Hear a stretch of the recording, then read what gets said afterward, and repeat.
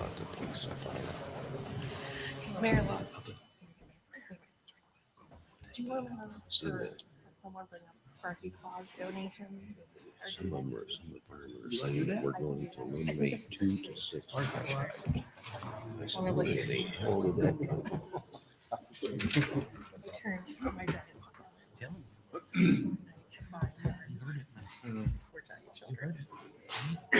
I told her, I said, in my opinion, the only way we would ever eliminate if we get in a bind is by a traffic.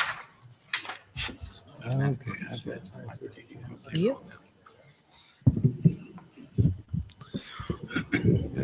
She said a bunch of firemen. Good evening. It is 5:30, so we're going to go ahead and call the meeting to order. We're going to start tonight with the Board of Health, but before we do that, I remind you to turn your phones to vibrate or silent, and then let's please all stand and do the Pledge of Allegiance. I pledge allegiance to the flag of the United States of America and to the republic for which it stands, one nation, under God, indivisible, with liberty and justice for all. Chris, would you take the roll, please? Councilmember Rowe. Here. Councilmember Stevens. Here. Councilmember Strebe. Here. Councilmember Berg. Here. Councilmember Dalby. Here. Mayor Lazio. Here. Approve the minutes for meeting number 13 on November 6, 2018 as presented. Recommendation, approve the minutes. Is there a motion? So moved. Second. Thank you. Take the roll. Councilmember Rowe. Yes. Councilmember Stevens. Yes. Councilmember Strebe. Yes. Councilmember Berg. Yes. Councilmember Dalby. Yes. This is the time, place, and date set to consider condemnation of the structures on the lot located at 1010 East 4th Street. Good evening, Jody. You have the floor. Good evening, Mayor and Council. The property at 1010 East 4th Street, which is appearing on your screen, was placarded June 27th, 2018, due to lack of utilities and dilapidation. The owners are unable to make the needed repairs on the house, and staff is recommending condemnation and demolition. This is a public hearing, so if there's anyone in the audience that wants to address this item, seeing none, I'd entertain a motion to close the public hearing. So moved. Second. Thank you. Councilmember Rowe. Yes. Councilmember Stevens. Yes. Councilmember Strebe. Yes. Councilmember Berg. Yes. Councilmember Dalby. Yes. Condemn the structures located at 1010 East 4th Street, order prompt demolition, removal, and leveling of the lot, and direct all costs attendant to such actions, including administrative cost, to be assessed against the property and/or collected from the owner or owners thereof. Recommendation, approve the condemnation of the structures located at 1010 East 4th Street. Is there a motion? Move the recommendation as presented. Second. Thank you. Any questions for Jody? I have one, Jody. I drove by that facility and there are 2 very large trees right next to that property. Will they come down with the house too? Very likely, yes. Okay. Any other questions? Hearing none, take the roll. Councilmember Rowe. Yes. Councilmember Stevens. Yes. Councilmember Strebe. Yes. Councilmember Berg. Yes. Councilmember Dalby. Yes. Thank you. Thank you, Jody. Any other business for the Board of Health? Hearing none, I entertain a motion to adjourn the Board of Health. So moved. Second. Thank you. Take the roll. Councilmember Rowe. Yes. Councilmember Stevens. Yes. Councilmember Strebe. Yes. Councilmember Berg. Yes. Councilmember Dalby. Yes. We'll move into a continuation of the city council meeting. We do need to take a roll for that. So if you would do that, please. Councilmember Berg. Here. Councilmember Dalby. Here. Councilmember Rowe. Here. Councilmember Stevens. Here. Councilmember Strebe. Here. Mayor Lazio. Here. Items on the consent agenda. Minutes from regular meeting number 35 on November 20th, 2018 is presented.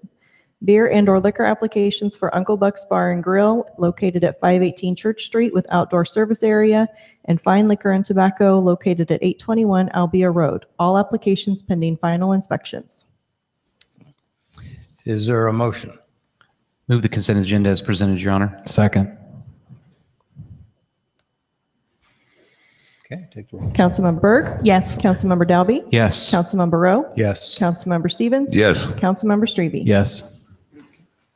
Need an approval for tonight's agenda. Is there a motion? So moved. Second. Councilmember Berg, Yes. Councilmember Dalby, Yes. Councilmember Rowe, Yes. Councilmember Stevens. Yes. Councilmember Strebe. Yes. Item D in our agenda is a report tonight from Jeannie Andrews, who is a representative of Simple Cities GIS Workshop, and had the opportunity to meet Jeannie at Coralville, Iowa, and she's going to tell us about their program called Asset Management. So Jeannie, step to the microphone and introduce yourself to the council. I feel like I'm in trouble. Hi, my name is Jeannie Andrews, and I am with GIS Workshop. And just as a point of record, we just did do a rebranding, and I haven't even mentioned this to the mayor. GIS Workshop is really kind of pinholed us into a GIS mapping company. So we have also added a DBA as of yesterday of GWorks. Get in front of it. Oh, that's scary. I talk loud enough without it. So that's just a point of reference. Kind of give you a little bit of a background and history on GIS Workshop. We did start back in the late 90s as a GIS mapping company in the state of Nebraska. We currently and have mapped out and done the GIS mapping for 88 of the 93 counties in the state of Nebraska. They have and continue and remained our clients today. The 5 counties that we do not do business with are large counties that have their own GIS mapping infrastructure within their counties, which would be the large counties, Lancaster, Dodge, Sarpy, and Omaha, and Scottsbluff. So with that, what happened at that point in time was the cities within each of those counties kind of came to us and said, you know, we've got all of this information about our parcels, our lots, and everything. We'd be really interested in seeing if there was anything that we could develop to lay our infrastructure within that mapping product. And thereborn was Simple City. And my background historically is in risk management and municipal insurance. I worked for city government in municipal insurance across the state of Nebraska for almost 30 years. Decided I wanted to make a career change and get out of the insurance industry and get more into the risk management side of it. And that is when I joined GIS Workshop. So basically, although the GIS mapping is a component of what we do, it is only a component, and it serves a wide variety of purposes for communities and across the Midwest. We currently do business with a number of communities in the state of Iowa. We've been slowly moving into Iowa over the last 3 years and have really grown a nice, robust area of communities that we work with. That's how I met your mayor, John Lindell at Coralville. They are one of our clients, and they had a lunch and learn here a couple of months ago, and they're born the idea to come to Ottumwa and talk to you guys about what you're doing. I think there's some critical information that Mayor Lazio sent out to you about the infrastructure challenges within the state of Iowa over the next 10 years. I believe you guys have all seen that, but I do want to talk about that just for a minute. The ratings that you see on that sheet that you got basically says that Iowa is got some challenges upcoming on their infrastructure. Currently, there's over 5,000, or I'm sorry, just under 5,000 bridges that are structurally deficient.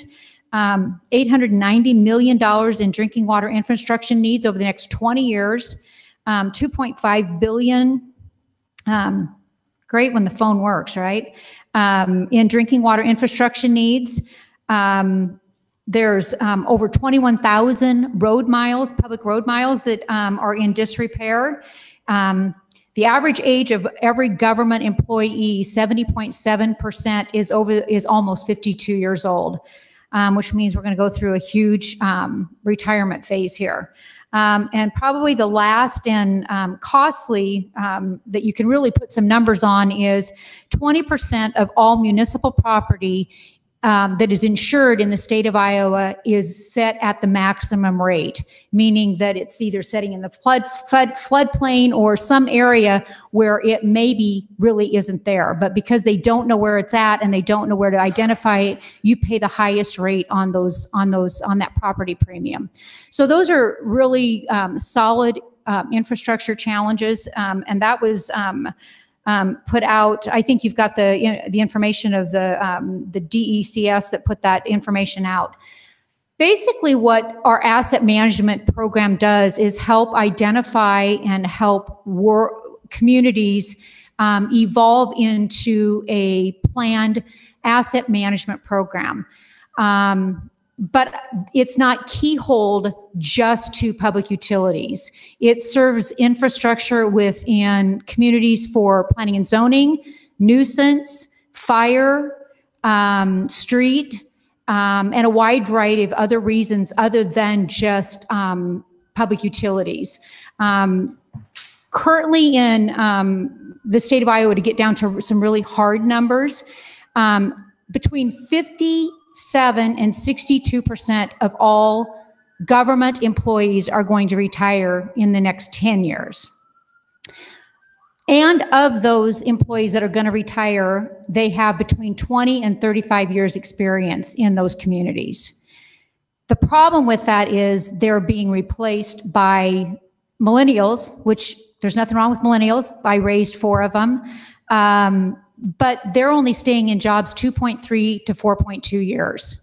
So the historical data and the historical information that public utility employees and public employees used to have about their community is slowly going to start go away. And the legacy of your communities is going to be lost if you don't start tracking and doing something about that. I saw the house on the screen here, kind of an interesting parallel to what we do is you can track all of your nuisance situations within our Simple City platform. There's just so many uses and a wide variety of ways in which you can use the system to benefit your entire community. I think the biggest piece that I'd also like to talk about is there's a well-documented case from Mount Air, Iowa in the Cityscape magazine. We are an ILC partner. They went through and vetted us out, and we became a partner with the ILC a year ago. Mount Air is one of our first clients in Iowa. They went into our asset management program about 3.5 years ago. And I wish all of you would take the time to get the July Cityscape magazine. The return on investment of the Simple City platform that they purchased from us has been phenomenal, and it's been very well documented. And so that is another reason and another platform with which can help defray possibly getting involved with our Simple City. I think planning and zoning is a huge, can be served well by having access to all the data and all of the infrastructure. And the last and final piece that I think is critically important is economic development. When you have access to information that's public information in a quick, efficient manner that's all in a single visual repository, that individuals that are looking for communities to move to and thrive in, access to information is critical for them to be able to make decisions quickly and efficiently. So our Simple City platform allows for that and gives you a platform with which to identify potential businesses who are looking for places and beautiful communities in Iowa to move to for economic development. So that's a really broad overview of what I'm talking about, and I would surely open it up to any questions. The mayor has been very involved. We've done some work within some of your departments here already, and we'd just like to potentially move forward with some additional conversations about moving forward with the Simple City platform. Entertain any questions or comments, or a good chance to have some dialogue with somebody that knows a lot more about it than myself. Jeannie, one of the questions that I know has surfaced, with the tight budget and limited personnel, who would input this information, and why should we, literally, I guess the question is, why should we consider this platform when we already have one that's working quite nicely for us? I think the platform that you have is just basically GIS mapping platform. You have no data or no documentation within the system about what you're doing with the infrastructure of your community. So the asset management piece of this that would allow you to track how you are identifying and how you are maintaining your assets becomes critical. With regard to building the platform, what we do is we come into the community and we collectively put together all of the documented information that you currently have. And you have a number of different platforms that the city uses. I don't think that any of the departments share any of the information. So we build the platform and build the web page with all of the layers. And when I talk about layers, I'm talking about all of your city infrastructure, your fire hydrants, your manholes, your curb stops, your electrical meters, your all of the data that you may have. And from what we have been able to gauge from our conversations and our looking at the different GIS platforms that you have is you have data, but you have pockets of missing data. You have kind of a wide range and array of things, but you have no real asset management program in place that I am aware of been able to find. Mr. Mayor, if I just comment on that just a moment. I know this is an item that you shared with the council members, and you and I have talked about this at some length. In addition to that, Larry Seals, our Public Works Director, and I have had a number of discussions on this. We did make contact, just so you know, and the mayor suggested we reach out to them, and that's the cities of Mount Ayr, and then the other one was Coralville. And the conversation that we had with Coralville today, the gentleman that we visited with, Scott, I can't recall his last name, but he was assistant engineer for the city of Coralville. And one of the items, and if you could maybe put in perspective, not just for myself, but perhaps the council members as well, is how the data, the information is collected. And so as you well know, if someone wanted access, let's just say, as to the number of private and public sewers in the particular community, that's a shapefile that we would need to create here at City Hall. I'm sure we have some of those fields.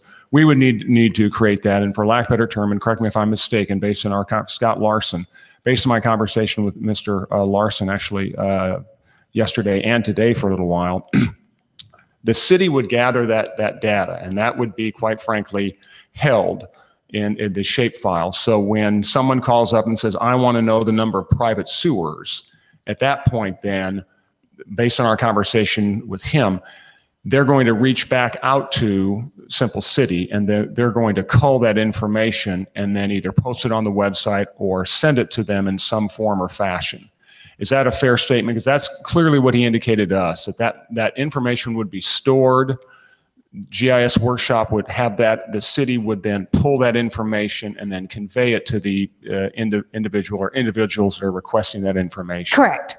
Okay, so they would be able to do that.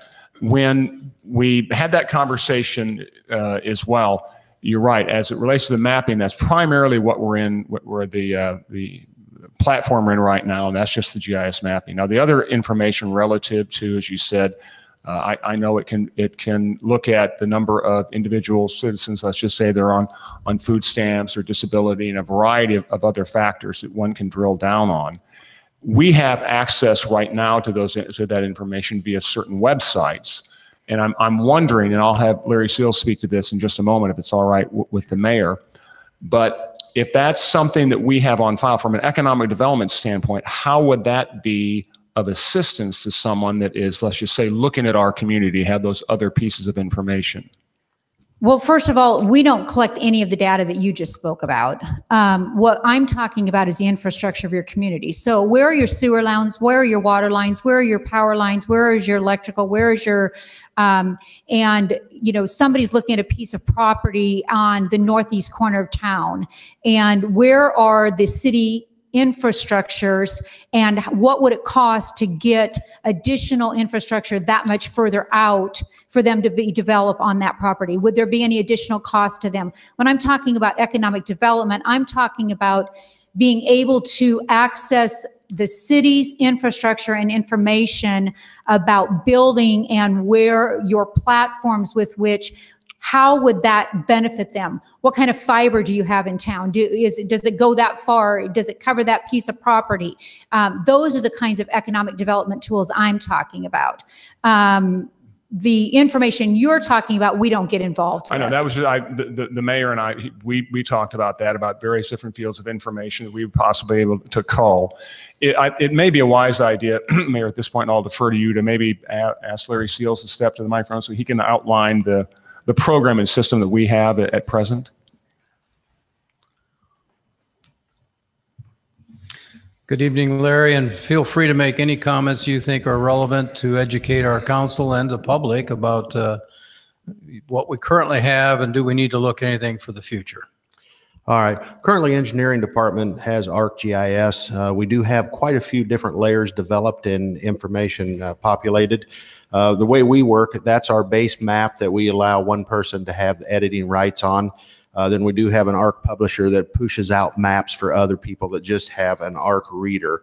And I'm just going to list a few of the layers and information that we currently have. It does not include all of them. Just city limits, of course, highways, levees, trail systems, parks, right-of-ways, schools, cemeteries. We do not have the cemeteries mapped. This is more of just a visual of where all of them are located. We do have railroads. We have pulled in, a lot of this comes from state websites that we load into our base map, very similar to what you do depending on what interface you're running.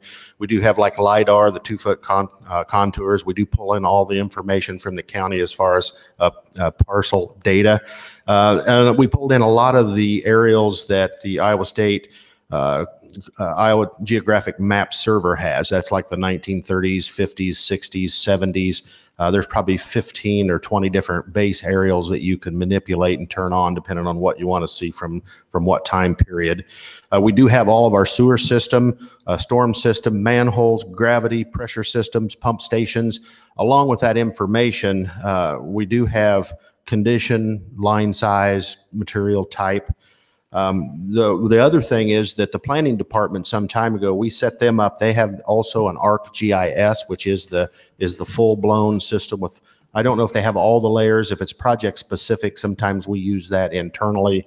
That's not really viewed by everybody, but they have that in the planning department, so they have access to all the same layers that we've created. We do provide consultants. The other thing I want to point out, we provided our base map and information to Waterworks. They generated their own using a different provider. There's multiple providers that kind of create the interface that's web-based, that's probably user-friendly. They have all, and I don't want to say they have all their system. I'd have to ask Mike. Do you have the entire system mapped? Or okay, so, and I know that I've seen them out on our projects. They do have their handheld where they pick up new water mains as they're being installed within our street projects or their water main projects. They also have like our sewer information they can turn underneath. They're using that in, I don't know if they've got the hardened notebook, but they can view it in the field. We also have it loaded on a laptop that our locator uses. That's what they use in the field instead of the paper maps. I will say that when I started, that is what we had. Very, very similar to kind of, Andy, what we heard Mount Air talk about. You know, they had a roll of maps they carried with them, and we've transitioned over the years and added. And again, I think we have close to 200 layers depending on the specific information. We do use one of their programs for our sign inventory, and that works well. So it kind of depends how much you want to spend to put it in one area.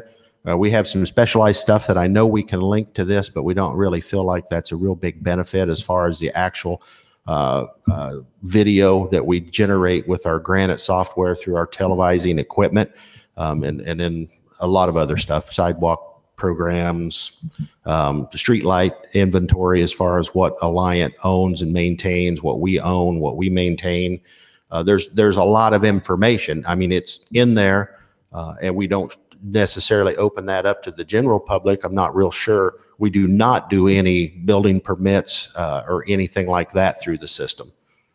And that's just kind of touching on, like I said, you'd have to look over the shoulder and see all the different layers that we currently have developed.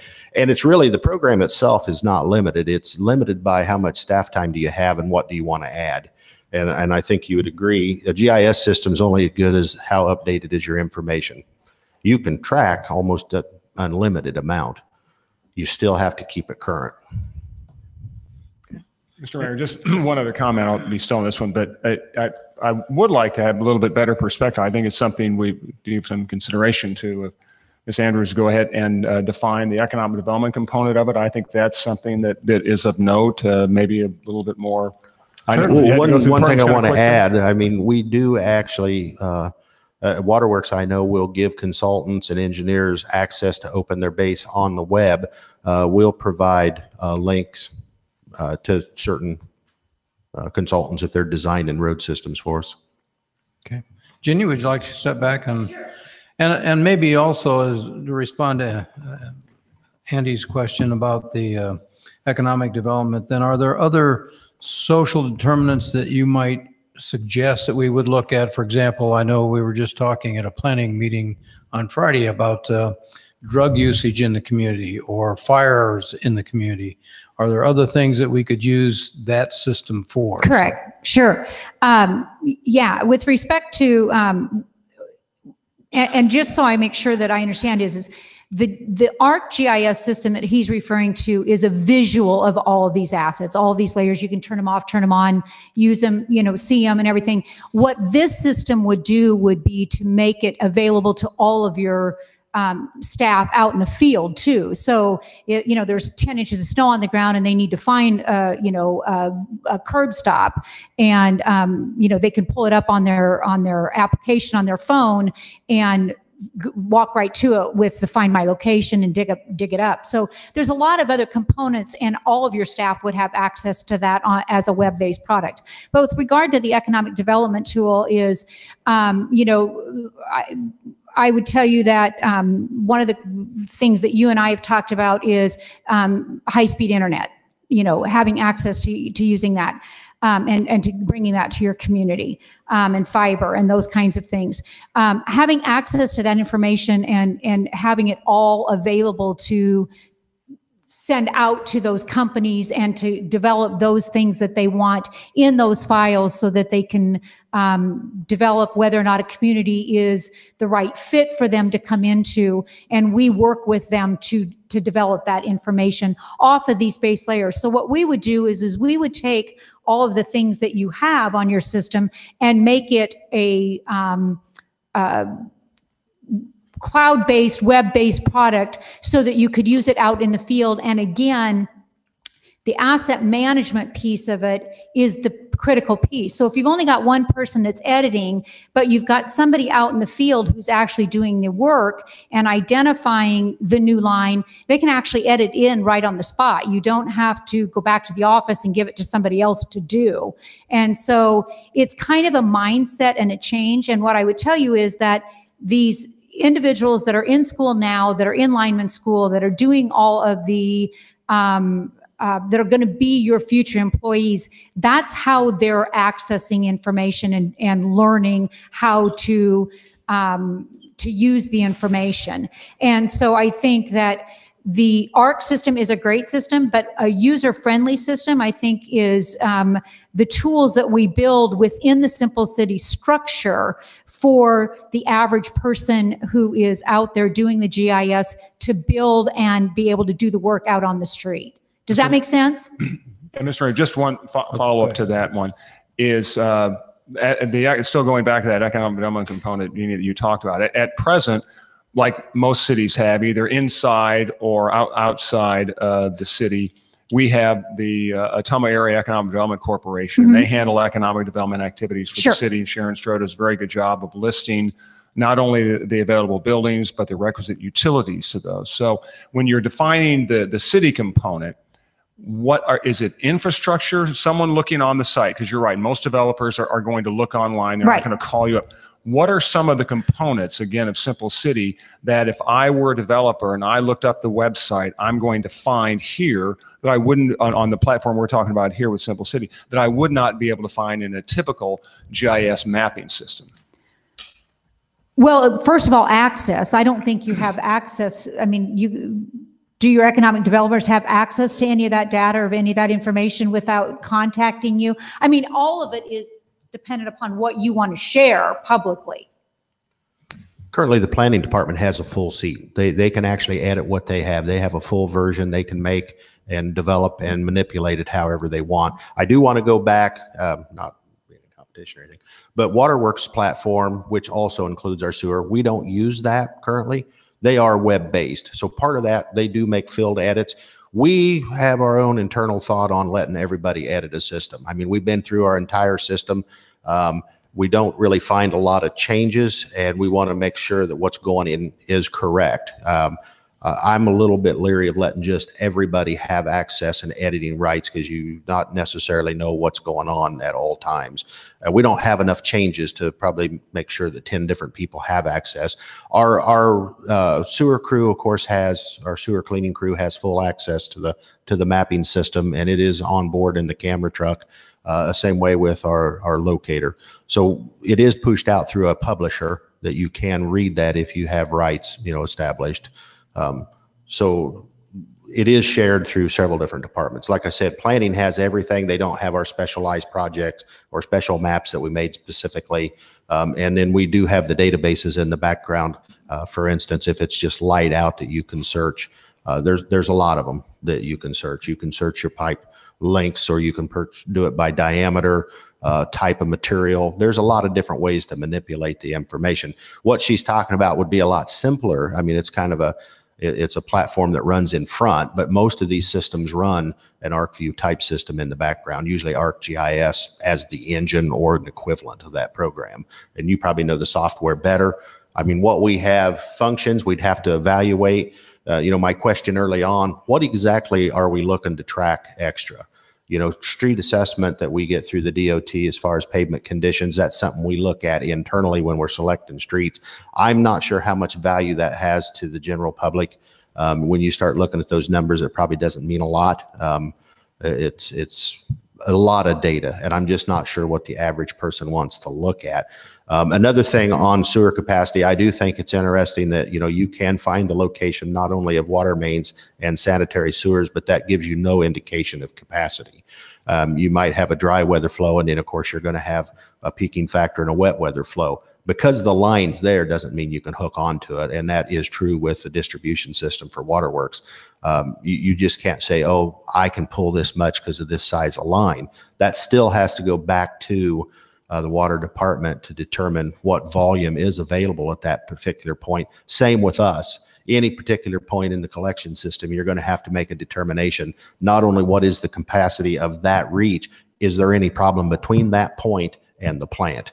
If you've got 3 pump stations that you run through, very similar to what we run into on the industrial park, yeah, you can put 250,000 gallons, and most of the way to the plant it runs. Now we've got it's coming up here shortly, 1,000 foot of line. It has to be replaced. A couple different pump stations that need upgraded. So that's the only danger. I mean, you can look at that and graphically look at it as an individual, but that's not going to tell you if it has capacity. So there's some other things. I want to make sure people don't think that just because that's online, or if we made it online and available, that you can make that assumption. Okay. We had questions, I think, from Councilman Rowe and Councilman Delvey. I would like to add one thing. I want to make sure that we're very clear on what we're talking about here. We're not only talking about a mapping system, we're talking about an asset management program and tracking what you're doing with the infrastructure of your community. And I think those are the two things, is that we build a library of which you can track what you're doing within the community. And I do agree completely with edit capability. Everybody gets administrative rights, and whoever drives the department determines who has rights to do whatever. And that's all built within the administrative rights of the program. So you said you had a question before I interrupted you. Yeah, I just had a quick question. It's kind of funny. I was just, while we were talking here, it's kind of funny because we sent out a news release or a press release asking people to dig out their fire hydrants here. I believe it was last week. Yep. And that kind of reminded me that if we'd had an accurate map of all our fire hydrants, maybe we wouldn't have to do that. So that's kind of funny that you mentioned that. But no, seriously, I was just had a question pop up. What are the fees? Do we pay fees right now for the service we have currently? Or is GIS something that we just get once and we don't pay? No, maintenance that's fees all on? free. Now you buy the program every year, and if you want service I figured packages, that was the case, Larry. I do want to point out on Mike's, their stuff is sub-meter. So is ours. We can actually take our survey equipment. It doesn't matter if it's in the water, and that's one that the distribution manager of Waterworks likes to point out. They were able to take theirs when there's a couple foot of water on it and walk right to the valve. That's the same with our GIS equipment. We can set up if there's 2 foot of snow and find a manhole. You typically don't have to because they're melted off. Right. But our repeatability is sub-centimeter. I mean, it's GPS quality as far as our coordinate system. And that's the same way when we did our entire system as far as evaluating manhole condition. We can look at any manhole and tell you if it's a brick or concrete, if it's brick lined with concrete, if it's been lined. We have all that information. Now, I understand what she's saying. She's expanded it even further. Right. So that's where, to me, your first conversation, what exactly are you looking to track? Before you decide that you want to jump off the cliff, what exactly more and how are you going to use it? I don't know if that's been determined at this point. Well, do we have an idea of what we pay for our current system? I can look in our budget. I don't remember if it's $3,400 for one seat. I know that one of the publishers is like $102. I don't know, $6,000 or $7,000 Yearly. That's basically a yearly. I'd have to go back and check, if the service plan costs that per year. Okay. But even if you do that, you're not going to get rid of it. This doesn't replace your GIS system. This is an overlay where they host everything. Somebody has to create the data. Somebody has to gather the data. I understand. And that's the thing. I mean, what they're doing is centralized hosting and they do the backup and the storage. And, there's some advantages there on the web-based program. But it's kind of a different, because like I said, we talked to both Coralville and Mount Air, and they're just in the growing stages. They're just starting to map some of their infrastructure. Their plan is to do very similar to what we're doing. They're going to try, I think they're about 18,000, Coralville. They're going to try to get all of their system in. I think they said had about 70% of their system mapped. But that's their plan. They're not going to share it to the general public. I mean, I'm getting the feel up here that the thought is that everything goes in there will be pushed out to the public. I mean, it's just like the aerial maps that we pulled from Iowa State. Anybody can go view that. You can log online and look at it. Yeah, I've used our GIS, county GIS, many times looking at properties, and no, I'm talking specific for our city use, interdepartmental. I was just using the fire department as an example of. And the other thing, and this is we should know something- where our fire hydrants are. I mean, with a they click of a do. button, that would They be could nice. walk to any one of them. I Yeah. don't care if you have 12 foot of snow or 3 foot of water kinda over the figured top of them. Yeah. Our fire department would take a rescue boat out and then anyway, they could find them. I figured that. Thanks, Councilman Larry. Rowe, did you have a comment? Yeah, I saw the quotes earlier, and if memory serves me correctly, it was like over the first 3 years, about $85,000 ish, somewhere in there. Correct, with the building of the system and then the asset management program running behind it. That includes all of your training, all of your seats, so to speak. That includes everything built out. Yes. So, we have a pretty tight budget the way it stands right now. What is the return on that the city of Ottumwa gets, especially since we kind of have something in place right now? I guess, you said you were a salesperson for a lot of years. I guess, just from a cost perspective, sell us on why we should spend $85,000 on this when we already have something in place now. Again, we're talking a mapping system and talking about an asset management program to be used in conjunction with that. And it gives you the long range ability to create a workflow and a management flow to give your departments a viable way in which to track what they are doing, how they are doing it, how the nuisance is being handled, when were things done, how were things accomplished, and track all of that information. And again, like I said, the biggest piece that is going to happen is the people within your community that are going to retire and leave with a legacy of information of all the things that have been done with the community in the past. That is going to go away, and having access to be able to build reports and to track your day-to-day activities on all the things that you're doing gives you that legacy. And say you use a system for 20 years, 30 years, and you look back and you can pull reports about what you've done, you can actually start managing and start budgeting within your city for all the things that you are doing within your community. That's the piece of it that I think is more important. It's one thing to know where everything's at. It's another thing to know what you're doing with it all. When you walk into a community that has been hit by a tornado and a catastrophic event, and they don't have the access to the management information, FEMA walks away. If you don't have the data and the information about the management and infrastructure of your community, you have to have all of that information in order for them to respond. And if your city office is gone and those laptops are gone, where do you start collecting that data and that information? So that and this isn't a system that is going to roll out and everybody's going to be up and using it next year. It's a process. I'm going to tell you, I use a CRM system. It's a tool with which it tells me on a daily basis where I've been, what I'm doing, and what I have, what I have. And how does your current city run with respect to the duties of each one of your departments every day? Do you your recurring activities, your water, your testing, when you exercise your valves, when you have ISO coming in. Now, where do you track all that data and all the information that they need? And I know I talked to your fire chief briefly about that. Those are the kinds of things, and having access to information and to be able to pull reports and to be able to have a really robust management system in place for data and information. That's really more what we're about than just the mapping piece of it. Okay. So given your experiences with these other cities and counties that you've worked with, where do you typically see your ROI, and how long does that ROI usually take? If you read the Mount Air article, their return was immediately. They found ways in which to use their system, and I hope all the city councilmen will get this article and read it. We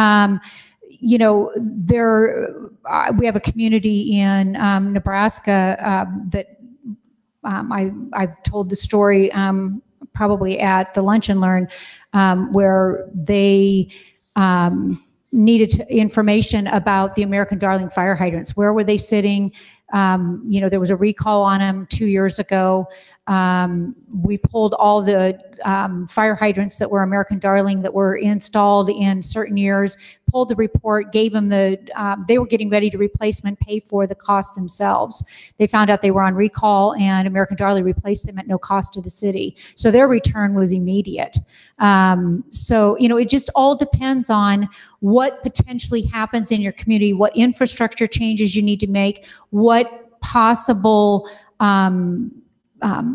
potential for economic development that you may need that you don't even know is out there right now, that with this system. So I would say that currently, some may have been a year or 2 years, depending on how fast the system rolled out, how quickly the department started using it. In Coralville right now, Streets is rolling it out, and they're going to be using it within their departments and doing all of their activities based just in the street department. We're rolling it out by department over the course of the next couple of years. So, their return may be a little bit slower than Mount Air's was. It just all depends on how you end up using the system and the value of the usage of the system. Recurrent activities, the EPA is going to be, we just had a visit with one of our communities in Nebraska. EPA came in and wanted all of their data and maintenance records on all the times that they dug up their systems. What did they do? And they wanted the preventative maintenance records on all that. They don't have any of it. They've not tracked it. And access it. They've got 2 years now to get it to them. So, I mean, there's a wide variety of reasons why tracking what you're doing and the maintenance of your systems, as well as your nuisance and your fire calls, and why all of that it becomes important, and having access to that information in a quick, efficient manner. Okay. One last question. This may be a question for you. It may be a question for Larry Seals. I'm not exactly sure which, but assuming, let's say we decided to do this at the next council meeting, how labor intensive is this transition? I mean, is this something that's not going to require a lot by our staff, or is this something that's going to be extremely labor intensive by our staff? The initial build out, we can get the shape files. I mean, generally speaking, I mean, there's a couple of different avenues with which you can do it. We can actually go on the system and pull the files off, or you can send them to us. Coralville has decided to send us all their shape files. They create them and send them to us in a shape file, and then we start loading everything. But then we reach out through the city staff to any of the other departments that may have. Sounds like a lot. I know we've talked to Chad already about what he's got available, and he's kind of taken on a different role, but he seems to be very involved in. So that piece of it is all done by us. We collect all the data. We'll have to come to you for it. But as far as putting it all together and creating the web-based product, we do all of that work. That's the cost that you're looking at. Thank you. Okay, I think very good introduction, and we'll study this a little bit more, Jeannie, and we may have some more questions for you. I think we want to have more discussion with our city staff too. Sure. So, any follow? Okay, thank you. Then let's move on, Andy, to the next item on the agenda. Thank you. Very good. Thank you, Mayor. The Have a next safe item you trip see home. listed, the comprehensive plan public workshop to be held. That's on December the 13th, as you'll note there at Bridgeview. That's from 5:30 to 6:30. Kevin Flanagan isn't here, but for those that can remember the discussions we had, that is really more of an open house to let the community know some of the strategic points and components of that comprehensive plan that the city is pursuing. I would imagine in addition to that, you'll also see beginning definitions of some of the various and sundry committees that will help us formulate and bring to conclusion the comprehensive plan. Again, at Bridgeview Center on the 13th, at 5:30 to 6:30, we encourage the public to attend that meeting if you have the time and inclination. The last item, Mayor, which is not listed and I shared with you, is a conversation that I had with City Council over the past couple of weeks, and Bob J. and I talked about this previously and as recent as today, and that's to change the budget process just a little bit by adding at least one, perhaps two council meetings with them. When I say council meetings, I mean meetings with council members where we have, as I had in my previous community, you have a dedicated session where the budget is rolled out, all the various sundry different funds. We don't have to go through those verses in scripture, although I did work for a city one time where we did go through line item by line item. I would not suggest that, but I do think it would be beneficial for council to have a better presentation, a more forthright understanding than currently what we have now, which is we put this in front of you at a meeting and we ask you to vote in 2 weeks. So we're going to be developing that, obviously, when this budget begins to take shape, particularly on the revenue side, and that's going to be specific to our valuation. And Bob J. and I actually are meeting tomorrow morning. We'll hopefully put some meat on that skeleton of prospective dates, but we will be putting some prospective dates in front of council members to consider where we could have. I would imagine you would run it not unlike a special meeting. Okay. But that has not been determined, but it's something that the staff is working on. Mayor, that's all I have. Thank you, Andy. Item E in our agenda gives citizens a chance to comment on any item that's on the agenda. Is there anybody that wants to address anything? Seeing none, we'll move on to item F. Chris? Authorize the mayor to sign the professional services agreement with Garden and Associates LTD for the Oak Meadows and Rochester Street sanitary sewer replacement. Recommendation: move to authorize the mayor to sign the professional services agreement with Garden and Associates LTD for the Oak Meadows and Rochester Street sanitary sewer replacement. Is there a motion? Move the recommendation as presented. Second. Go ahead, Larry. Thank you, Mayor. The attached agreement is for the design service to develop plans and specifications for the replacement of approximately 1,000 linear foot of gravity sewer as identified in the March 27th, 2017 sewer capacity evaluation memo. The agreement is estimated at $15,000 as a standard hourly rate. And this is kind of a recap, but I'm going to go ahead and do it. Part of the IEDA site certification program for Helgerson Flat industrial expansion requires that the city commit to providing an excess sewer capacity of 250,000 gallons a day, 6 months after the signing of a developer in the newly certified site. In order to meet the 6-month deadline, we'd need to have the plans and specifications on the shelf, shovel ready. This would allow us to start the public bidding process and concurrently with the IDNR permitting process. The actual construction is estimated at approximately 20 working days. Our plan includes internal staff reviewing current pump equipment and sizing of the pumps, and this would allow us to submit an order at the same time that we start the construction bidding process.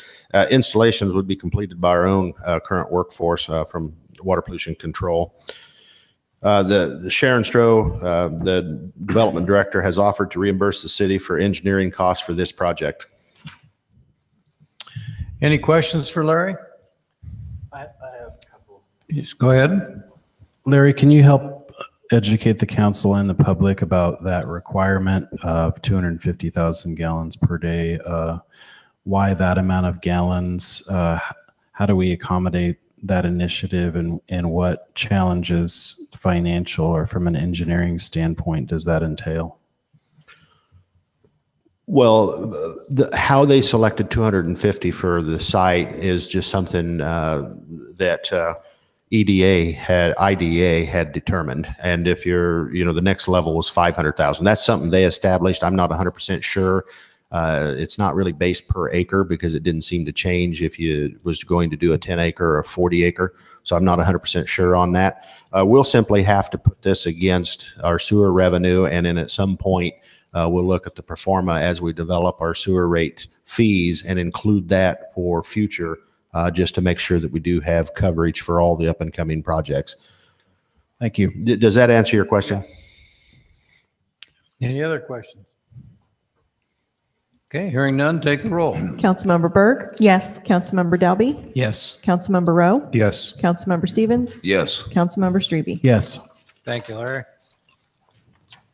Resolution number 278, 2018, fixing an amount for abating a nuisance against properties in the city of Ottumwa, Iowa, for a total of $45,486.68. Recommendation, pass and adopt resolution number 278, 2018. Is there a motion? Move the recommendation as presented. Second. Thank you. Go ahead, Jody. All of the nuisances on this resolution were abated by the city. We have one demolition and 6 nuisances. Of course, the demolition cost the most amount. It was over $42,000 worth of this assessment. And we bill the property owners when we can, or when we can find them. When they remain unpaid, then we assess them to the property taxes. Any questions for Jody? Appreciate your sharing that, Jody, because I've had some phone calls and people have asked about that, especially the one that was 42,201. Seemed like a larger than most that come before the council. It was the largest demolition cost that we've done to date over the last year and a half. It was a house that had a lot of asbestos siding, and the garage had asbestos siding on it. So in addition to the demolition cost, you had nearly $13,000 or $14,000 in asbestos removal cost. Okay. No other questions? We'll take the roll. Councilmember Berg? Yes. Councilmember Dalby? Yes. Councilmember Rowe? Yes. Councilmember Stevens? Yes. Councilmember Strebe? Yes. Thank you. Resolution number 279, 2018, award the contract for the 2018 RFP number 15, City Hall Masonry Entrance Repair and Flagpole Installation, and authorize the mayor to sign the contract. Recommendation, pass and adopt resolution number 279, 2018. Is there a motion? Move the recommendation as presented, Your Honor. Second. Good evening, Dwight. Dwight Doman, our city engineer. Go ahead. Thank you, Mayor. This past summer, we saw a settlement in a portion of the 10-year-old 4th Street masonry entrance steps, causing a portion of the stairway to be closed off. The city contracted with Christner Construction to remove one of the settled stone steps to determine the cause of settlement. This cost the city $1,342. In the course of reviewing the condition of the stairway, a number of additional repairs were determined. Then on July 30th, 2018, the flagpole came crashing down due to high winds and deterioration of the flagpole base. The city procured a new flagpole at the cost of $2,970. Staff prepared an RFP to bid the repairs of the stairway and the installation of the new flagpole. RFP 15A consists of designated repairs to the City Hall 4th Street masonry entrance stairway. RFP 15B consists of installation of a new flagpole. Bidding contractors had the options to bid both or either item. The repairs of the RFP 15A consist of cleaning the limestone surfaces, applying a densification treatment to the individual balusters, removing and resetting designated steps due to settlement, recaulking designated mortar and caulk joints, and applying a water repellent to all the limestone surfaces, and adding breather vents to the limestone masonry wall construction. The repairs for RFP 15B consist of demolishing the existing flagpole base and installing the new flagpole. Project completion is December 28th for the flagpole installation and April 15th, 2019 for the masonry repairs. The low bidder for RFP 15A is Western Specialty Contractors of West Des Moines, Iowa, in the amount of $17,600. Western Specialty Contractors was the only bidder for the RFP 15B in the amount of $5,900, which is 48% higher than the engineer's estimate. Staff recommends awarding the contract to the Western Specialty for RFP 15A and reject Western's bid for RFP 15B, allowing the flagpole to be installed by Public Works staff.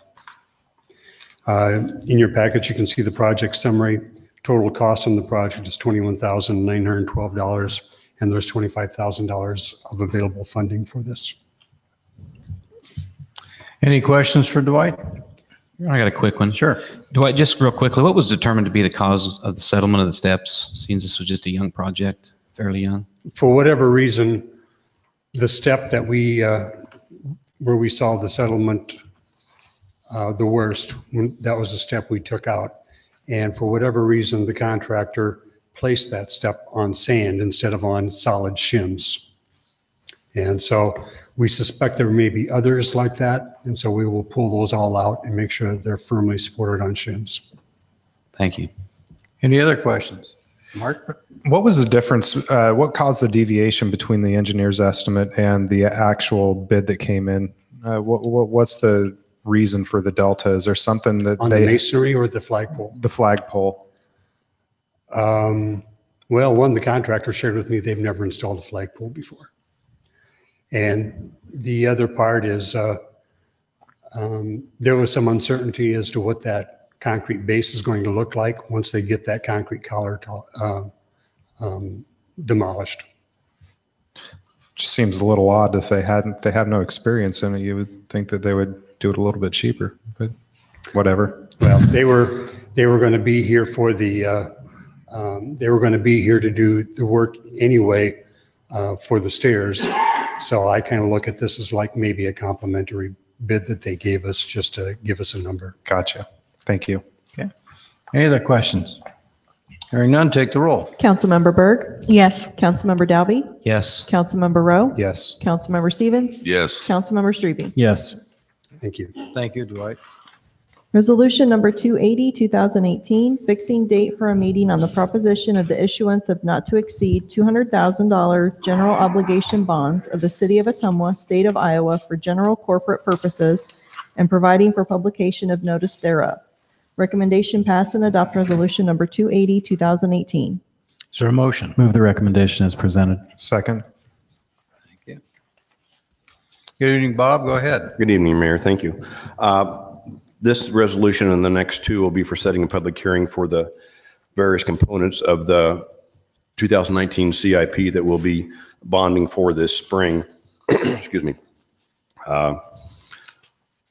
We authorize, and we round up basically to the next 100,000 or whatever for authorization in case by the time we have our public hearing and we get to where we have to actually issue the bonds, in case something comes up and says, hey, I missed a figure. We need to add 50,000 this or whatever. So that way we don't have to go through this whole procedure again. So if you'll notice, these are little, the Bridgeview or the beach isn't in here, but these will add up to about 6.4 million or whatever, 6,040,000, I think. Anyway, we authorize more, we'll issue less.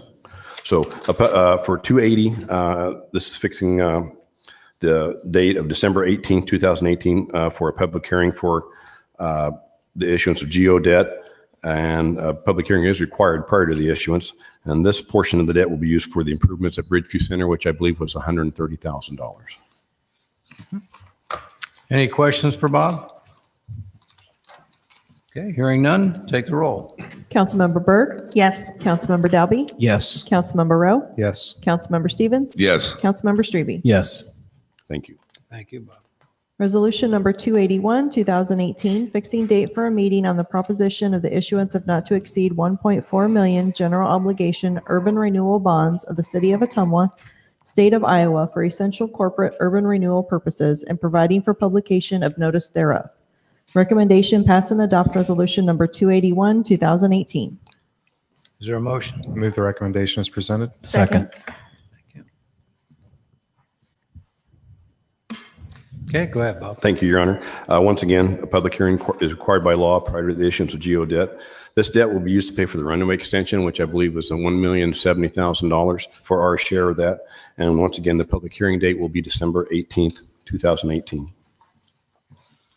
Any questions for Bob? Pretty straightforward. It's been in your packets. Take the roll. Councilmember Berg? Yes. Councilmember Dalby? Yes. Councilmember Rowe? Yes. Councilmember Stevens? Yes. Councilmember Strebe? Yes. Resolution number 282, 2018, fixing date for a meeting on the proposition of the issuance of not to exceed 4.5 million general obligation bonds of the city of Ottumwa, state of Iowa, for essential corporate purposes and providing for publication of notice thereof. Recommendation: pass and adopt resolution number 282, 2018. Is there a motion? Move the recommendation as presented. Second. Thank you, Matt. Go ahead, Bob. Thank you, Your Honor. Once again, this is for the not to exceed 4.5 million, the public hearing required by law. This debt will be used to pay for the housing demolition of 300,000, the streetscape of 3.1 million, and the Jefferson Street sewer project, which I believe is $640,000. And once again, this public hearing date will be December 18th also. Any questions? Mr. Mayor, I had one, and this may come up at the following meeting, Bob. It appears anyway that the 4.5 million covers a significant portion, not all, but certainly more than half of the total amount of money that was issued for debt. As I recall, when you look at the CIP projects, it was something like 6.1 or 6.2, I believe 6.1. I'm assuming then this is one component that capitalizes a significant portion of that then, correct? Yes, it covers the housing demolition of 300,000, the streetscape, which is 3.1, so you have 3.4, and then the sewer projects was about $4 million. Right, but is there additional debt will have to be issued then to cover the remaining of the 2 million? That's the other two resolutions here. The other two resolutions? All right. Yes. Thank you, Mayor. Okay. Any other questions? Okay. Hearing none, take the roll. Councilmember Berg? Yes. Councilmember Dalby? Yes. Councilmember Rowe? Yes. Councilmember Stevens? Yes. Councilmember Strebe? Yes. Thank you, Bob.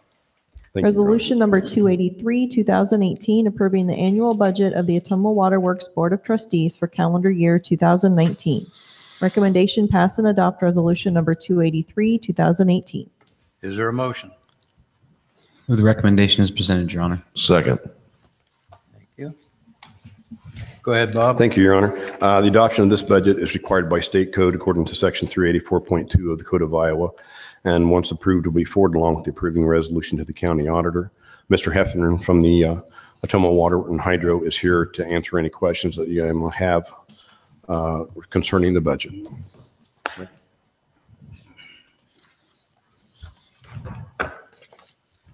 Good evening, Mike. Good afternoon, Mr. Mayor and council members. I assume you all received the budget highlights that kind of recaps our revenue, expenses, debt service, and capital improvements. So just a couple things on there. We are projecting a 1.5% increase in revenue next year. Small users, the average residential user will see a 1% increase, which would be 33 cents on their water bill next year.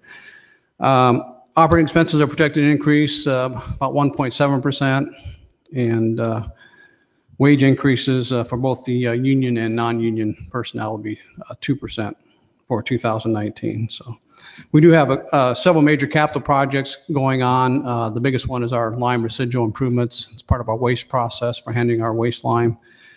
$4 million project that'll be financed by SRF funding. And also about $2 million for several water main projects around town. So if you have any questions, I'll try to answer them for you. Any questions for Michael? The only question I was going to ask the salary increases, but you already mentioned 2%. So.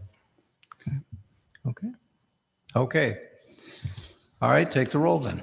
Councilmember Berg? Yes. Councilmember Dalby? Yes. Councilmember Rowe? Yes. Councilmember Stevens? Yes. Councilmember Strebe? Yes. Mike, I'd make a comment. I think we've seen a lot of good cooperation between our two departments, the city and the waterworks, on several city projects, and look forward to continue working with you and hope that we'll be able to solve some of these issues for the good of the citizens and also for the long-term best interest of the community, because we have a lot of old pipe. We sure do. A lot of major projects, both completed this year and also for next year. And a couple of comments on the GIS discussion you had earlier. The fire department does have access to our GIS system that has all the fire hydrants on it, so they can get access to it. And Larry kind of touched on this a little bit. A lot of it's just a matter of having the personnel keep the system up to date. We struggle with that, and I'm sure the city does too. So that's something that we both struggle with. So. Okay. Thank you. Okay. Thank you very much, Mike. Thank you. Appreciate your cooperation. Okay. We always give the public a chance to comment on any item of city business. Is there anybody that wants to address anything of relevance to the city? Seeing none, we'll move on. Holly, I think you had a comment about Sparky Claus that you wanted to make. Yeah, I just remembered that Operation Sparky Claus is going on, and I thought of it because we dropped off a giant pile of toys last night. So I believe December 13th is the due date to drop off toys. I'm seeing a nod from the chief. So yes, December 13th is the due date. So you can take unwrapped toys, or I believe there's still families open for adoption at several locations. I know O'Hara's, the Hy-Vees have them. So there's still families open in need to pick up, or if you just want to get toys in general, you can drop those off as well at the fire departments. Very good.